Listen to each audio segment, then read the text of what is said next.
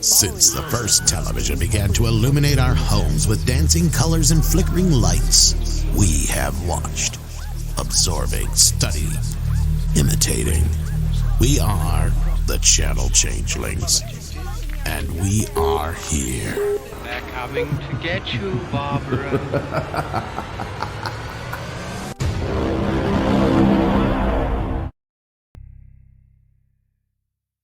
Hello, everyone, and welcome to Channel Changelings. I am Greg Fancine, and with me today I have my friend Dan and Nathan Baesel, right? I said it You right? did it. All That's right, Nathan Baesel.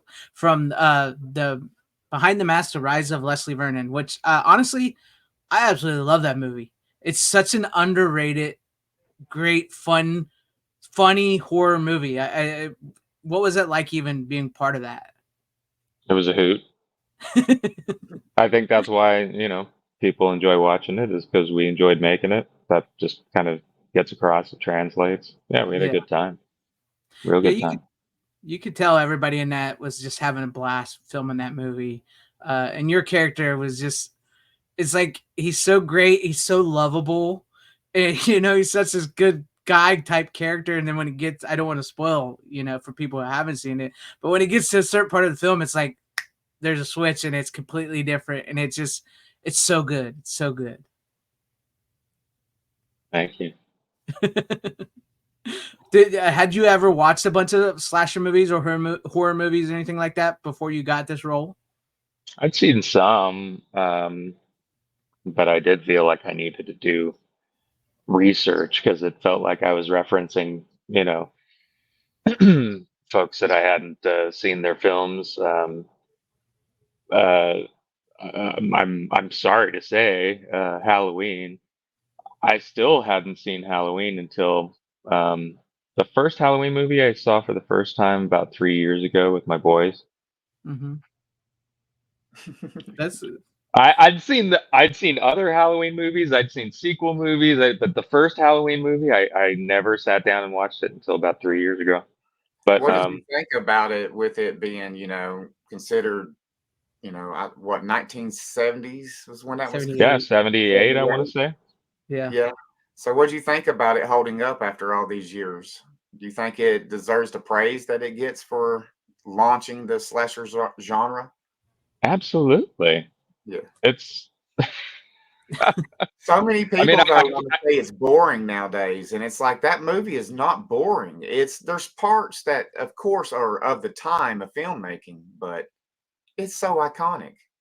yeah. I, I'm not a scholar, I'm not. I haven't seen all of the film material that contributed to, what Yeah. Carpenter was doing, but yeah, it's creepy now. I think it was especially creepy then because it's a story. Yeah. It's a story Yes. Yeah. of a dude escaping from an insane asylum and he's on a rampage. like Yeah. that's basically what it comes down to. And there's characters who are, sympathetic and, they try to foil him and whatnot, but that's the whole thing. It's like somebody broke out of an insane asylum. Yeah. Oh, not again. Yeah, this one, yeah, he kind of goes around, Yeah. he kills. Yeah, he's one of the bad ones. Well, we better get that locked down, It's like that classic, like every small town has one of those stories. Like, did you know this person did this 20 years ago to their family? I think they might have escaped, and now they had escaped in the case of Yeah. Michael Myers.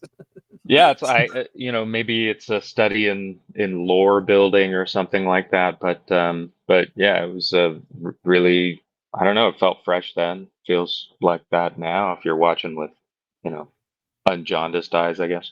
Yeah, yeah. I mean, your movie in general takes a lot of cues from that and stuff, and the way you go about setting up your story of how who Leslie Vernon is, what happened to him in the apple orchard, and everything like that. So, like, did you like get in a mindset or something for that for yourself? Well, fortunately, everything that I said was in the script. The script took care of all of my who I am and what I think, and all that, and did it in a really great way where it broke into conventions. A lot of these themes that we see popping up, especially in slashers. It's just stuff like, why don't they go in the closet, or, why aren't they checking the closet, and Yeah. why is she running at top speed, but the slasher is just lumbering along, but he still gets her, Yeah. why all that? So, um, yeah, all that stuff was in the script, so I didn't really need to do anything to sell that part of the story. Just say the words because they were already there. Yeah. Yeah. I love moments in the film, like when you're talking about only keeping pets you can eat. And Hmm. that little awkward moment between the film crew and Leslie, and the way you're just kind of like, I got him, kind of like you knew you got him right there with that line. But my favorite I was part is actually when we surprised actually, that made it in because it was such a subtle little beat. It seemed like Yeah. you'd need to punch it up a little more to have it be a little more obvious, that kind of Yeah. thing. Yeah. but it was played so subtle that it's one of my favorite parts in the film because of the subtlety there. Like you're getting a little hint that you're in control completely there, and you're Hmm. actually already starting to pick at these characters Right, and get under their skin. And the right. other part that I love so much is when you actually did the first little snap where you pushed her character against the van and started telling her, don't mess. This is what I do. And then right Hmm. then, that's when it's like, oh, this guy is actually scary because you're so charming, you're so fun, pulling magic Oh, tricks and everything like that. And then all of a sudden, that's when it's like, oh, this guy, he's for real, Yeah. and you're starting to see it. And that's when it's like, okay, I don't know if I want to see this guy go bad. I don't know if I want to see what he's about to become because I've already started falling in love with this character up to this point. yeah. There's not too many. In fact, that scene by the van was one of the scenes that we auditioned with. When Angela and I were paired up together, that was one of our audition scenes.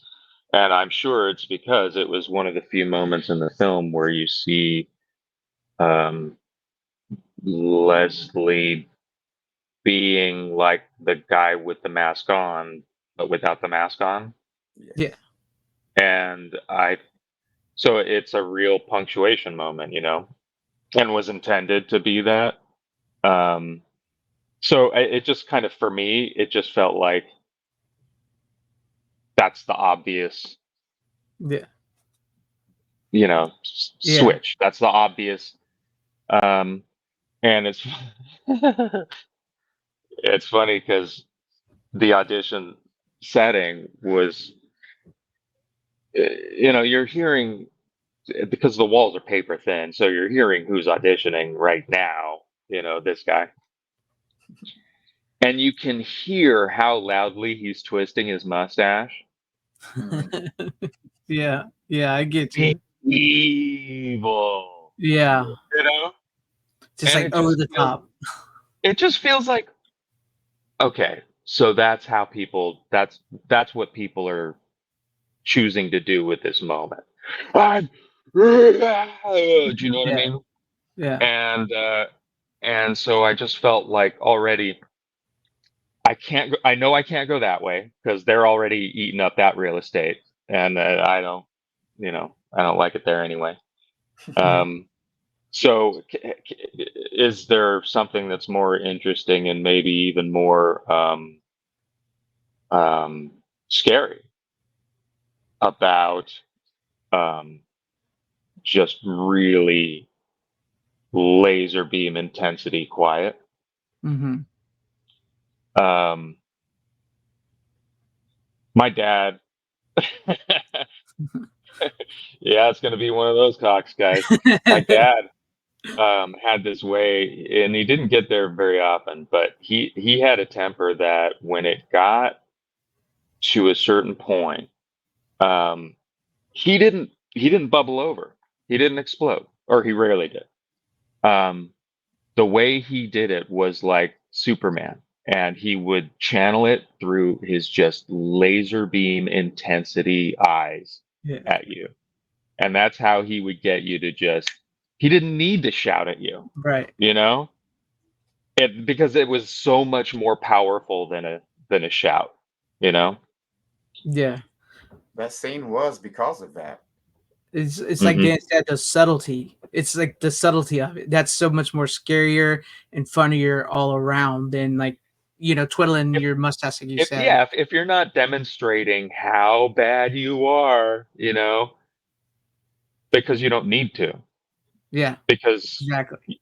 you know you're bad. You don't have to prove it. What? Come on. Yeah, You it's just you like that scream. look. You scream if you don't buy what you're selling, right? Exactly. Exactly. Yes. It's like you said, just giving that look and just like that intense look, like like, oh, this dude's seen some shit. I ain't You messing with don't that. want to fuck with me. You don't. Exactly. I mean, you're welcome to, but I wouldn't advise it. Yeah, Exactly. that's why it works so well. And one of the funny, I know you said everything you said in the movie was in the script, but like when you did the Paradise Lost thing, was that how the Everything movie but had that. it? I was gonna say Everything because but that. like, ha, found it. So it was great. I've seen Yeah, those that was a shirts good at bit. conventions. The Paradise What's that? Lost shirt. Found it. Yeah, in fact, I've just found a vendor at a convention I got hooked up with over the weekend who makes those T-shirts, and I'm looking forward to getting my hands on one. It's just Nice. a mask and Paradise Lost. Found it. Found it. It was such a great moment. It worked so well in that scene because like they are like scared, and you're just like, making a little joke, and it was so great. It was That was another so great. happy surprise because the director Scott Glasserman, we met at the audition, and that's when our relationship started. So we had a lot of ground to catch up on, but it was, we got off to a great start really quick, and um, it felt like he really trusted me and my instincts, and I trusted that he was going to pull me back from some of bad instincts, and he did, fortunately. Um, but yeah, that was one of those bits that I don't know if this is going to make Final Cut. It probably won't, but you know, It worked. It why the hell worked. not? We're in a library. Come on. I mean, Yeah. it made it to a shirt. That's how much it worked. That's the most quoted line I hear from it. Yeah, it was a good bit. I don't know. Nobody knows. Nobody remembers anymore. Actually, I'm sure somebody on this planet knows, but nobody that I have talked to anyway knows what the hell that was from. But it was something somebody said one, and we'd all had too many drinks to remember who said it or why, and it just stuck, and it made us laugh. We thought it was the funniest thing in the world. And so the last night of filming was the downtown Portland Public Library. I figured there's got to be a copy of Paradise Lost somewhere around here. Stick it in the stack and let's go. Yeah. Another great moment was when you're actually sitting with her and you start to cry because Mm. you're so happy of a character. Your character's just so happy. It's his Christmas. He's ready to go, and the acting in that right there is, I think, the best acting in the movie. Even though it's a great acting all along, but that right there is the part that always gets me the most. I'm just like, Hmm. this guy loves murdering so much that he is actually crying with joy. like like I just won the lottery or just got the Super Nintendo when I was a kid. So that's another of the biggest moments. What is your favorite acting scene in the film? Well, I do love that one. I love it especially because the way that it reads in the script is, Taylor and Leslie are, sitting in the loft. They've got a little bit of time to like reflect before everything starts, the night of, and which is just a great concept in itself. So we've got like an hour or two maybe before the teenagers over and start doing all the stuff that they do, and it sets big in motion. This is just like a few quiet moments before all of that happens, Yeah. But the way that it reads is like, oh, this is great. Yeah, this is my Christmas. Boop, boop, boop. Yeah. Doop, Yeah. doop. Not clowning, but I felt like that was obvious, like how it was meant is like, God. But how about how about if this really is the most meaningful moment of my life, Yeah. in Yeah. anticipation of what will, in a few more minutes, be that most meaningful moment of my life, followed by that most meaningful moment. I know that my life is about to change, Yes. and it's about to change for forever. And I'm about to launch my legend, everything that I've worked so hard for all these years, all the training, all of the planning, all of the execution. It's all been leading to this moment right now, and I'm ready for it. I'm ready for the moment. Right. It's going to happen right now, and I'm 100% ready for it because I've done everything that I need to do to not just launch but take off. Right. And I And you're here to share it with me.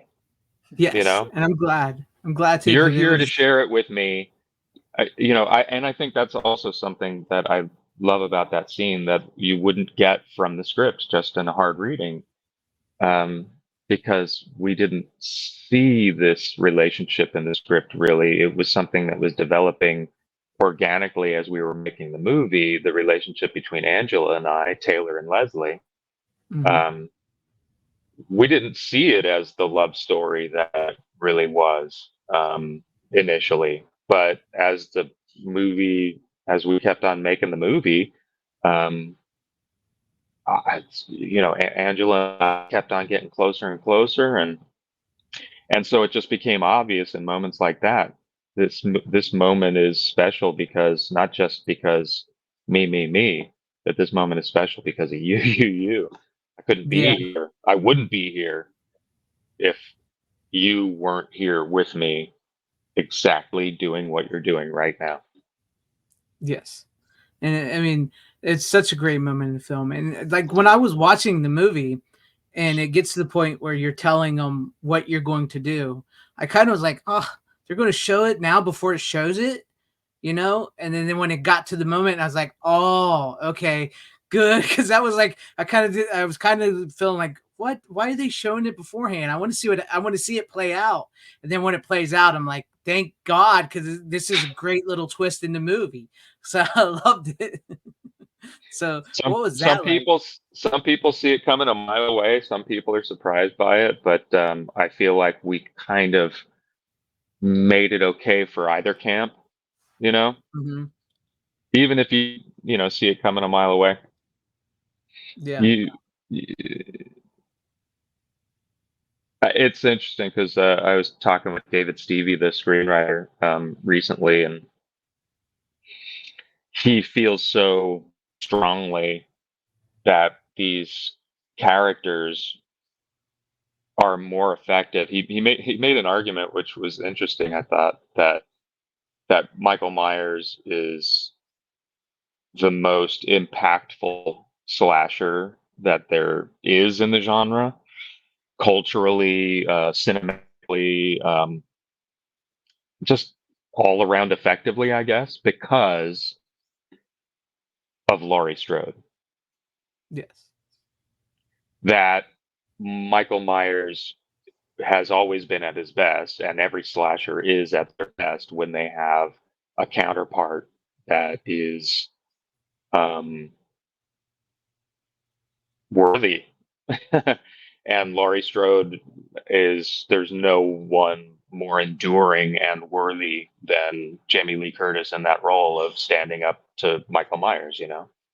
Yeah. Um, and so it feels like what we ended up doing without really trying to do it, just organically, was develop the love story between Taylor and Leslie, a love story that didn't really read from the script, really, Yeah. but that could be there and have those tones, um, just because of how these two people are bouncing off of each other on camera. Yeah. I mean, once you get to like Scott Wilson's character and you see him with his wife and everything, Yeah. it's sort of like as the audience, you sort of start to see, oh, I wonder if he's falling in love with her. That's where it starts to come into play. I think when I really started getting to it, I mean, I kind of felt it from the beginning, like there was something there, but then when it got to Scott Wilson and them, I was like, oh, this is like a mirror of what his life could be. Yeah. And you see like the possibility of these guys like settling down Yeah. and, retiring and quitting the biz. Um, which is a very interesting possibility, but maybe that's even a possibility for Leslie if Taylor, can seduce him away from the dark side or something.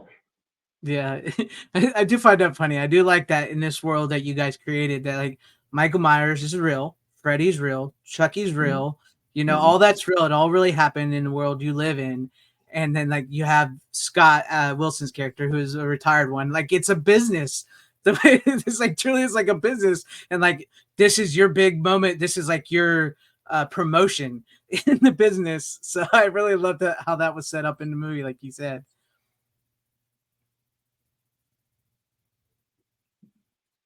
Yeah, And the another, the the the franchising was was pretty fantastic and fantastically intuitive too. You have these. I don't even know what Jason's on anymore.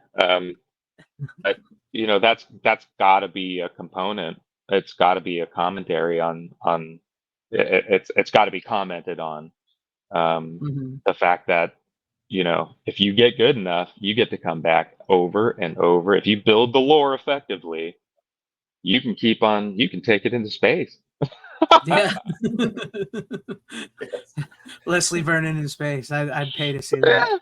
Yeah, take a trip to New York. Whatever you Yeah. want to do. Yeah. Whatever you want to do. Great. Dan, you wanted to ask something? Yeah.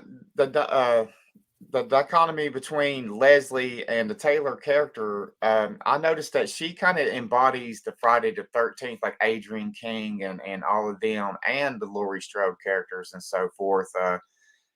You can tell that the screenwriter had love for all of these films so much that he was able to get that. But the sweater always pulls me back to Friday the 13th. Her ripping off and fighting, becoming the final girl and taking him out. I guess that's kind of a spoiler, but with her, what was it like working with her? Did y'all bond like that from the first day, or what? Or was it kind of earned, like you said, the love story was earned, but the chemistry was it from the start? Well, the camp was in the sense that when we were auditioning together, we were paired up with other actors, and I don't know, I think at least two other actors. So, we had what, three versions of our character's story that we could tell based on who we were working with. And when we were paired up together, Angela and I, the way we told our stories just kind of worked together. Mhm. You know what I mean? Yes. Yeah. It feels like my stuff was. I felt like my stuff was solid, but with this person, it feels like I don't know. It just doesn't feel easy. It feels, it doesn't feel connected. Right. With this person, maybe it's good, but it's got this quality good. Yeah, that quality good. But again, it's just not. But with Angela, it just felt like there was a really good back and forth, and that it was right off the bat, and that was her introduction was a rando callback, in Hollywood, and then we booked the job and headed up to Portland to make the movie. So we didn't really get to know one another until we were in Portland. And I mean, she's just a really sweet, funny, and amiable person, so you can't help but like her. But there was something else that was pretty. There was some great chemistry that was going on around the production as a whole, Yeah. because of some of the folks involved had known one another quite a while, and so there was a lot of already a sense of camaraderie and good vibes and goofing, a lot of goofing. Man, I remember the guys who play Todd and Doug in the movie, Benjamin and Britton.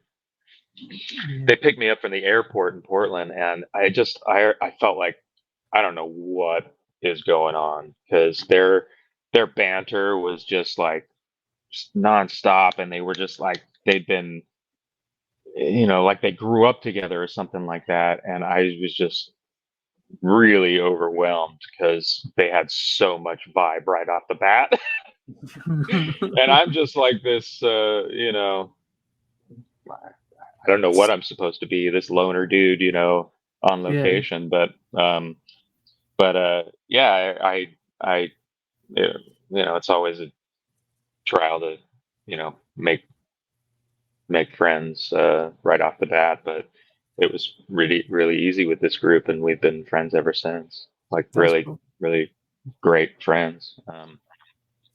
In fact, David Stevie, the screenwriter, is my dungeon master in our D&D campaign. Nice. That's cool.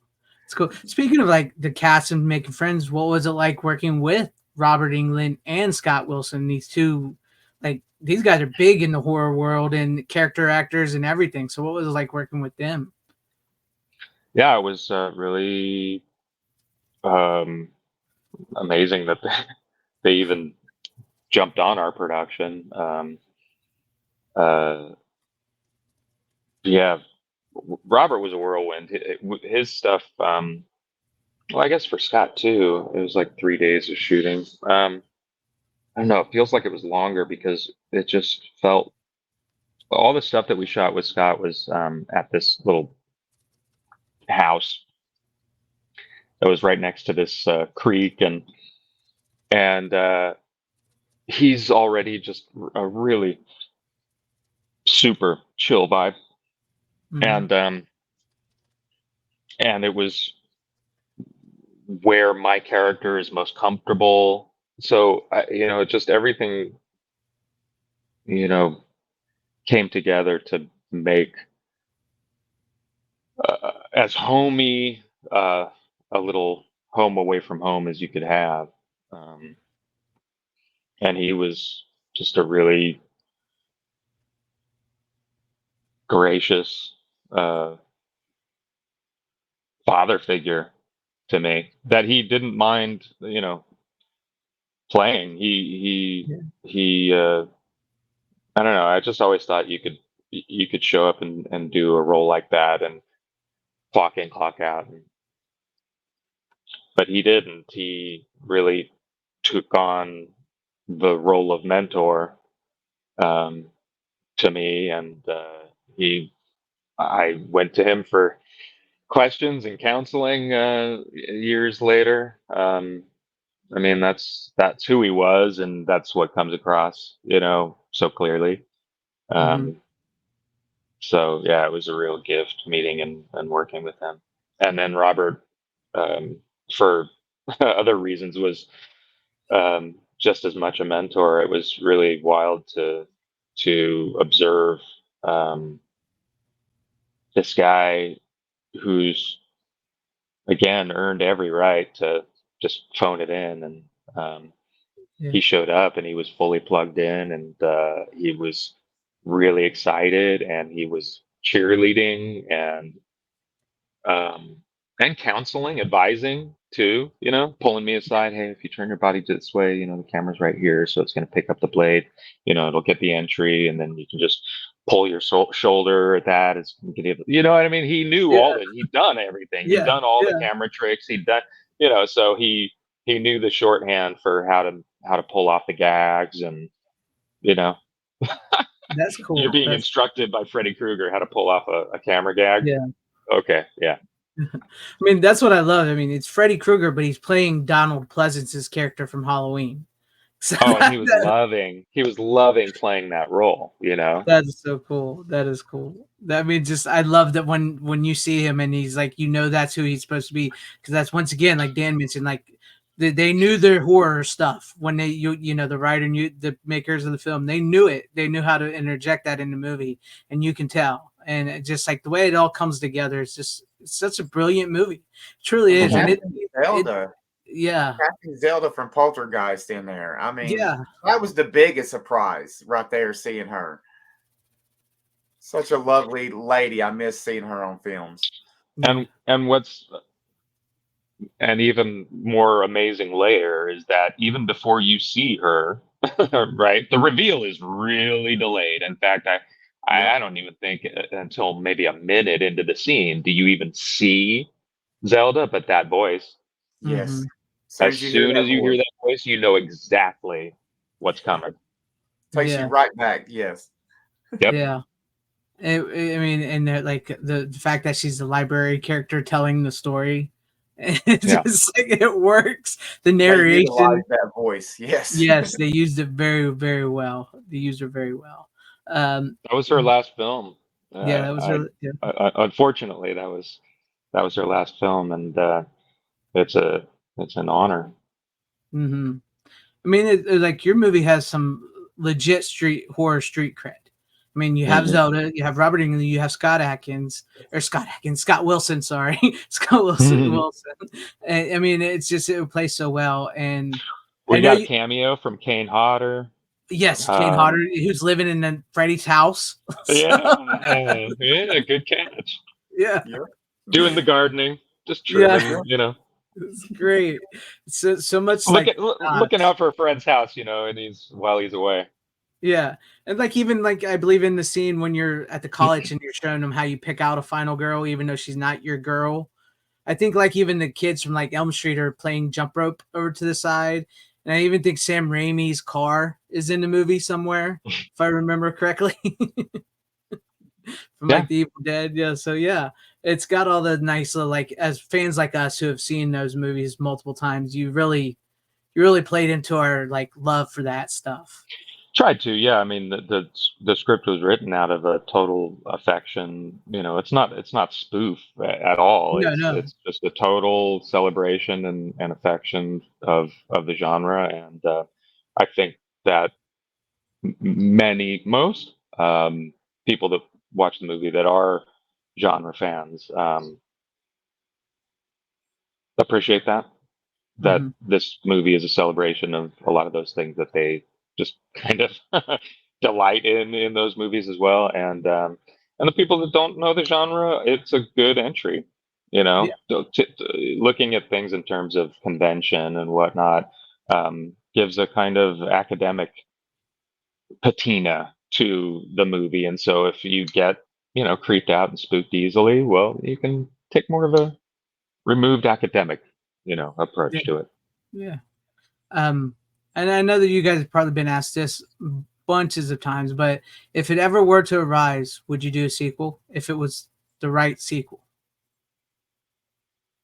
Yeah, I'd do it even if it was the wrong sequel, to be honest. But I would totally do it. But we're, you know, it's obviously it's been a while since the movie, so Mhm. it's a long time coming. But I don't feel any need to rush a product, and fortunately, neither does David Stevie or Scott Glasserman. And so I think I can say with a little more confidence than uh, I can say with confidence that there will be. It's just, you know, it's going to take a little time. Yeah. But we're I but we're talking. The conversations are happening, and Stevie's, you know, churning and burning, and That's cool. I mean, to be honest with you, like you said, take your time, get it right or whatever. But I think what I'm seeing, I think we're sort of in a midst of a sort of slasher horror comeback in a sense. I don't know if you know about the Terrifier movies. I know they're not everybody's cup of teas, but they're doing huge right now. That's a new slasher. So like there is a spot I think for like the return of Leslie Vernon. You know, these many years later, you've seen how the slasher and the horror genre has changed altogether from when you guys first did it and what that was a love letter to. Now you like there's an opportunity for the next couple years for Leslie Vernon to make a big return. So Yeah, there's always going to be commentary to do on wherever the genre is at, mhm. currently. Um, and I leave it up to, it's way above my pay grade how Yeah. to work those, conventions in, or how to structure them into the thread of a story. But yeah, uh, it's there's never a shortage of ideas, and Right. fortunately Stevie and Scott are both, again, familiar with and fans of the genre, so um, it's never a dull conversation that that keeps the ball moving forward. That's cool. That's cool. Because I mean, would love to see the return, and I would love to see this movie get its due because it, not that it doesn't have its fans. I mean, there's a lot of people that love this movie, but I wish more people knew it about this movie.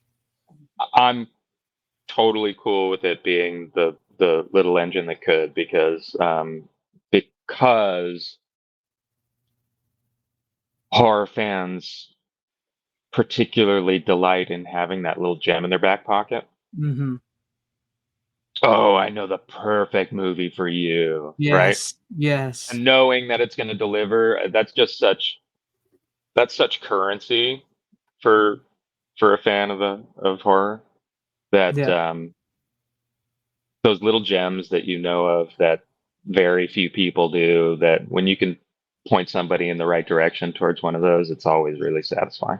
Yes. I love them. As a matter of fact, after I watched your movie, I told this girl who had just gotten into slashers, I was like, you got to see this movie because she has never heard of it. I'm like, trust me, you're like these movies like this, you'll love it. So I had to tell her about it. So it's like I totally get that because I do love, like, yeah, like I said, I would love a sequel to have more habits do, but also I do like having that little. I won't lie, I like having that like little special movie that nobody's Yeah. heard of or seen. Like, oh hey, guess what? Relationships have started over our movie. Yeah. I am not Godfather, but I'm the namesake of a few children's out there in the world. Yeah, it's pretty wild. Yeah. I mean, that's gonna be something to be like a little like cult horror icon on that type of level. That's got to be something like a little feather in your cap or something. Yeah, it's not bad. I mean, it's good cred to have. It's good cred to have. Oh yeah, it's the most recommended movie I probably do for anyone. It's like whenever I'm talking with someone about horror, and then we start getting on the slashers, I'm like Behind the Mask with Leslie Vernon. And most people, to my surprise, haven't seen it. It did well in the video store that I worked at, but I'm just But surprised that's more haven't. part of the little gem phenomenon, is a movie that somehow nobody's seen, Yeah. right? Yeah. How have Yeah, you not seen this movie? How have you never exactly. even Yes. heard of it? I'm gonna just turn your world upside down. Here you go. Yes, Yep. and not Yep. one person has come back and said they didn't like it. They're like, "How did this get past me?" They're Hmm. never like, "Oh, well, yeah, that was okay." They're like, "No, this is great." And I've never heard one bad word about this movie, like from anyone I've ever Yeah. recommended. Well, And I've that's been good because I recommending heard it for quite a like, few. I don't know, since it was on DVD.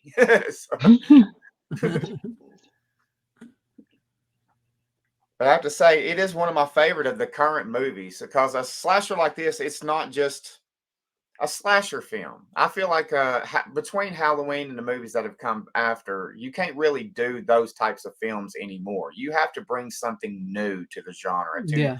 to push it forward. And I feel like this movie, was Scream at the time, and then I feel like after Scream, it would be Behind the Mask that pushed the genre completely forward to where you can really never go back, and you can Hmm. only expand into that genre anymore. It's like I said, one of my favorite movies in the past, what, 20 years, Hmm. it came out. Yeah, Yeah. it's been a while. I can't count. No, but you're right, because like you got to keep those like traditional, like with a slasher movie, you got to keep the traditional tropes and stuff, but also you got to find a new way coming at them and also turning some of them on their head.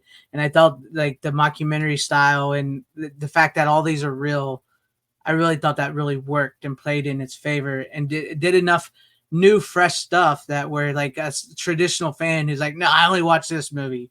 He's like, no, you know, see, it's giving you exactly what you watch in those movies, but it's also giving you something new. So it works. It works very well in that department. And it's brilliant how it connects to all these films, from Jason to Mhm. Michael Myers to all of them. It is brilliant. Like, this is technically a sequel or crossover or Right. spin-off to every horror slasher film that you It's can think of. plugging all. It's Yeah. the hub for all of the franchise spokes to connect, right? Yes. Yeah. So I mean, like, I guess you probably weren't there when they filmed it, but like when they filmed the Nightmare on Elm Street house and Haddonfield and Camp Crystal Lake, how, was that like? What was that like? I mean, because was I know that was the real Nightmare on Elm Street house, but was that all the other real like real Haddonfield and real Camp Crystal Lake that was used? I I think Haddonfield, but I don't know about Camp Crystal Lake. I wasn't there for the shooting of that stuff. We did that Yeah, in um, just coverage afterward. Um, I think maybe a month or two afterward. But in any case, yeah, those they added in there, I believe, from the uh, the locations themselves. I'm not sure about Crystal Lake though. yeah. Well, I will say one thing your guys' movie did that people have actually been wanting for years, and not until fan film from the Wop Stop made it, was you guys showed Camp Crystal Lake in the snow. People have wanted to see Jason in the snow forever, and you guys were the first one to give Camp Crystal Lake the snow treatment. So Well, I'm sure it's not for trying. I think actually now that I think about it, yeah, it would have been a couple months after we wrapped. So wherever they were shooting would have been, winter, yeah, um, winter coverage. So they probably would have preferred to have Crystal Lake in the summer, but yeah. when I mean, when you got a deadline, you yeah, gotta. yeah, exactly. But it works because it also, like you said, a lot of fans have wanted to see Jason in the snow. So you guys gave him a little tease, like, yeah, here could Jason could be in the snow, and because you guys were the first ones to hint at that. So that's a great little, whether it was meant to happen or not, I can't take any. I don't think we meant to do that on purpose, but but it's great happenstance. mhm. Yeah, The question I'd like to ask, what got you into acting? good question.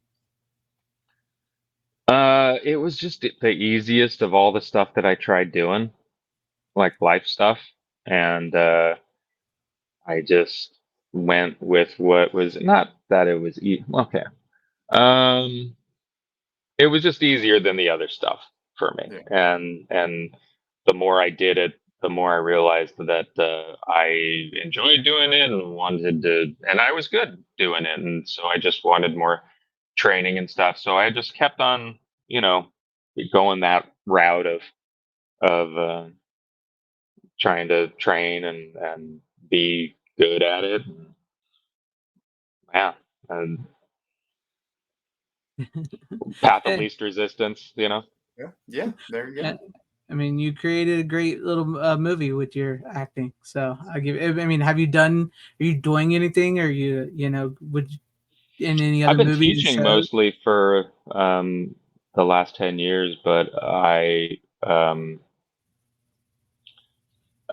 did my first film last month. My first film in a long time. Um, Bloody Summer Camp 2. There you Keep your eye out for it. Um, uh, we shot that in Virginia, and I'm assuming it's going to be out streaming by this time next year. go. Um, yeah, so I'll I'll do some more, I think, but yeah, I haven't really been focusing too much on my acting, more teaching acting.